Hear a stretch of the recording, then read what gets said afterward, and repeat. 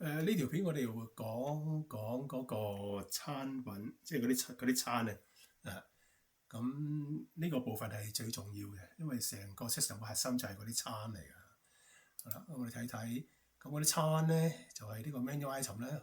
嗰啲餐咧，我哋睇翻嗰啲餐咁咁一路咁可以一路咁掃落去咁睇晒所有嗰啲餐咧。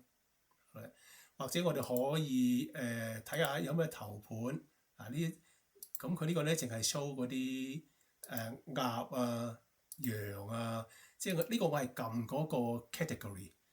咁呢個 under 呢個 category 咧，佢就有咩餐咧就喺呢度 show 出嚟嘅。咁譬如我撳呢個 category 嘅咖喱啦，咁佢就會 show 出呢幾個咖喱出嚟。好啦，咁嗰個咖喱嗰個咖喱譬如佢係跟飯嘅，咁呢度咪打個譬如話白飯呢個中文咧，呢度打中文白飯咧，呢度跟個炒飯跟薯條咁然後就呢度係一，即係話佢可以揀一樣嘢嘅啫。咁然後你就激活呢個，即係話佢呢個餐咧係有 optional item 嘅，咁我哋就 save 咗佢啦。OK， 咁啊再睇翻呢度啦。咁呢度我哋講講呢啲選項啦，同埋係點樣去填入呢啲資料啦。好啦，嗱舉個例子啊，咖喱大蝦咧，咁有個餐號碼噶嘛。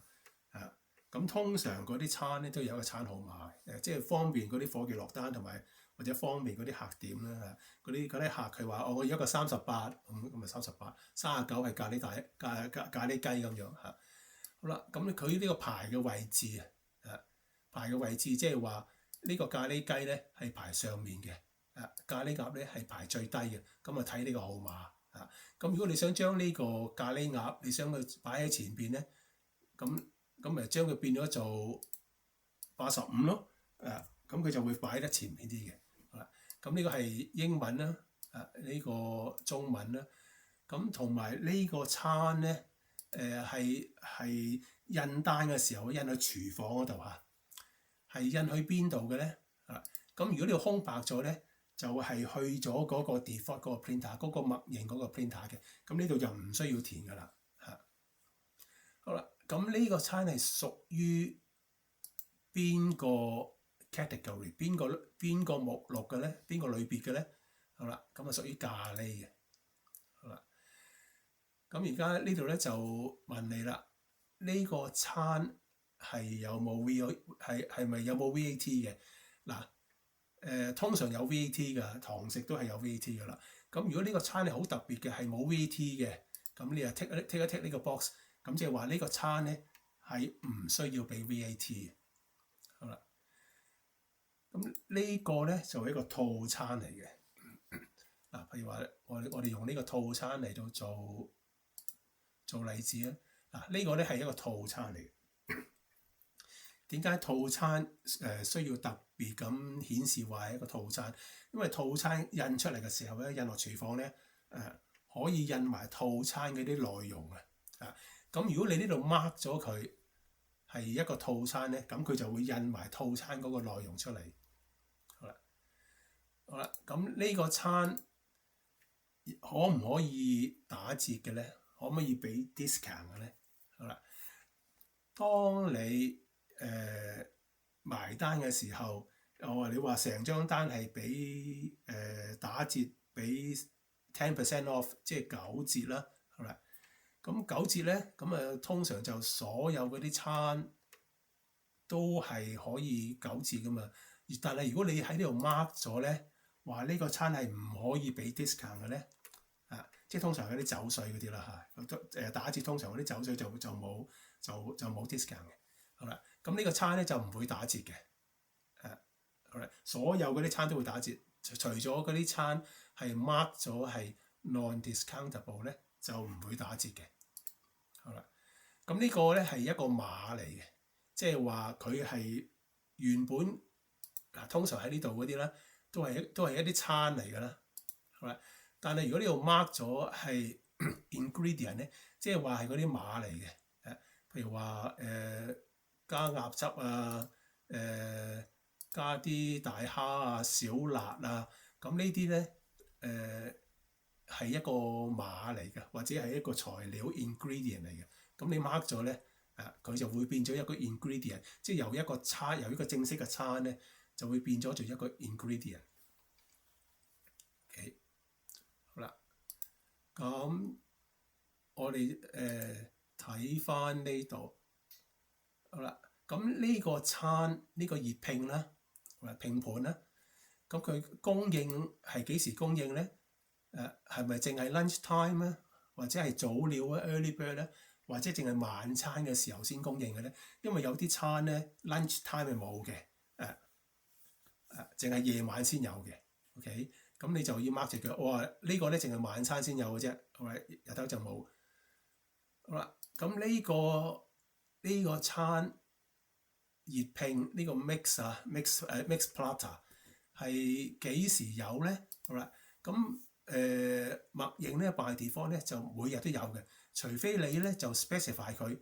你話呢個餐咧因為星期五、星期六咧太忙啦，唔做啦，我哋淨係禮拜頭先有嘅啫。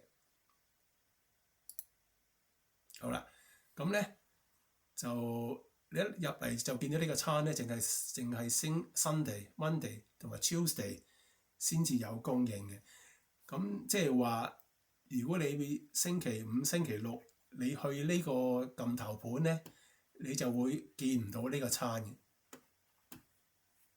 好啦，你就會見唔到呢個餐，因為呢個餐淨係禮拜頭先供應嘅啫。好啦，而家呢個鴨卷，好啦，今日嗰啲鴨冇晒貨，所以鴨卷咧就冇得賣啦。咁但係你個餐館可能有幾個夥計，佢一時大意，佢唔知噶嘛，即係聽完之後，鴨卷冇得賣，唔記得咗。好啦，咁為咗防止呢樣嘢咧，咁就將一個餐可以睇到嘅變咗佢咧就隱形咗。咁一撳落去 appetizer 咧，如果你剔咗呢個餐咧，呢個餐咧就睇唔到噶啦，即係嗰啲夥計咧就點唔到呢個餐嘅。好啦，咁呢個餐嘅價錢咧，普通咧 regular 嘅價錢咧就5磅啦。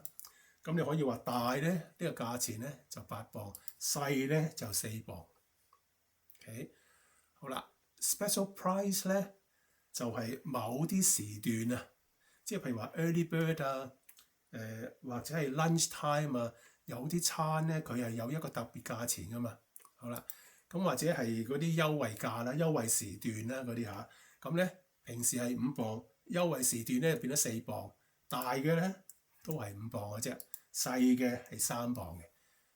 咁即係話正常嘅價錢咧就係5磅、8磅、4磅。